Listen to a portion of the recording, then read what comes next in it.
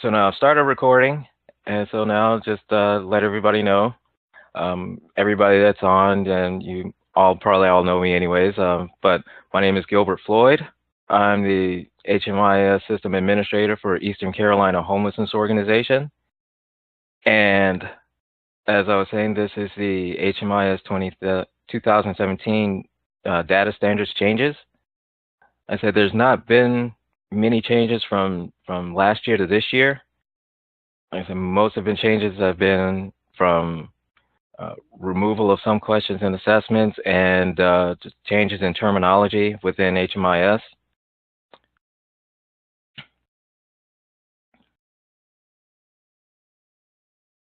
So the main changes in terminology, as you can see here, has been project entry is now going to be referred to as project start.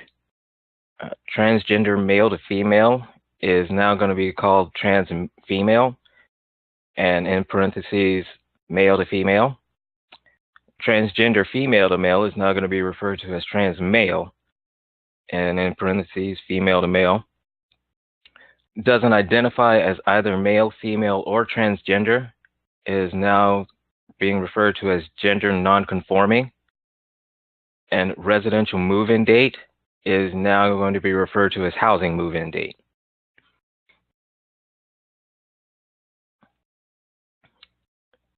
For the removal of some of the sources, those have been under the non-cash benefits, in which the ones that have been removed have been temporary rental assistance and Section 8. So those two sources have been removed, and so now there's only 6 sources of non-cash benefits. Under the assessments, mainly what's been changed is under the disability sub-assessment. It now only includes just the type, the determination, whether it's expected to be of long continued indefinite duration, the start date, any notes, is the condition going to be long-term, and an end date. So not too many changes on that. It's just more or less kind of getting the main data that is needed. Under the ESG and HP assessments, there's been now an addition of an outreach box, the addition of a date of engagement, and the addition of a housing move-in box. And you see, this is how it looks and how it'll be looking on the assessments.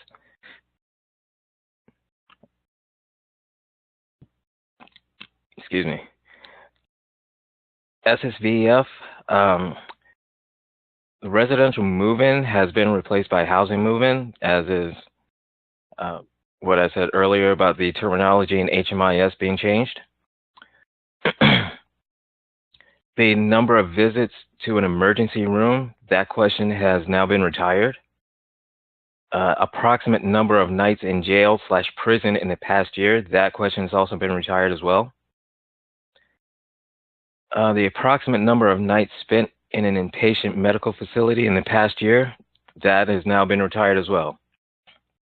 So those questions are no longer going to be on the SSVF assessments.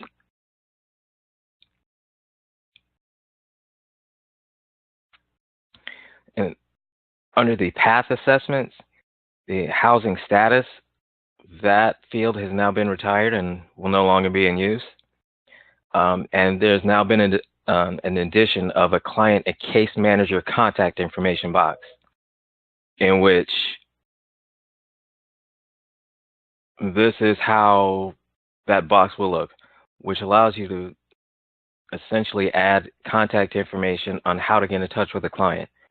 The start date of that contact information, the end date of when that contact information is no longer valid, the relation to the client, whether it be the client themselves, family or a friend, phone number to get in contact with the client if they have one that's available, whether or not if that phone number that is there, does it accept text messages?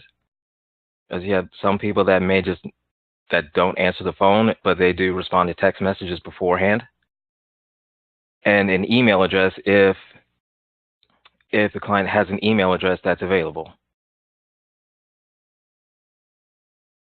And so when you click on the add part of the client and case manager contact box, it will pull up this window here to essentially add in that information.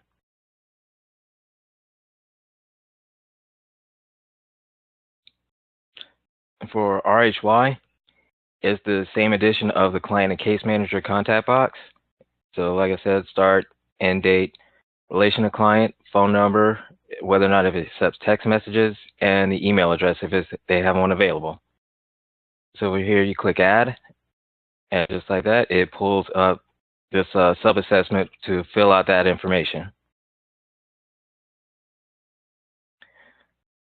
So overall, that has been the changes. That's what's been happening in the new data standards, which has been the changes in terminology, the removal of the sources in non-cash benefits, the retirement of housing status field and assessments, addition of contact information box, and the addition of outreach, date of engagement, and client and case manager contact box within all the assessments.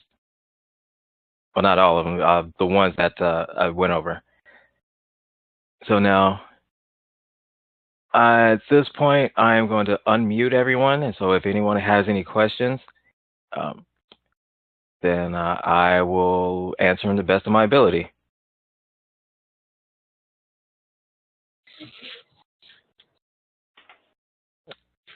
All right, everybody is now unmuted. So does anybody have any kind of questions or anything like that? No, sir. You explained everything quite well. Well, that is awesome because that was my goal. So since nobody has any questions, then yeah, I'm going to go ahead and just end everything right there, and hope everybody has a great day and have a great weekend. Thanks, you too.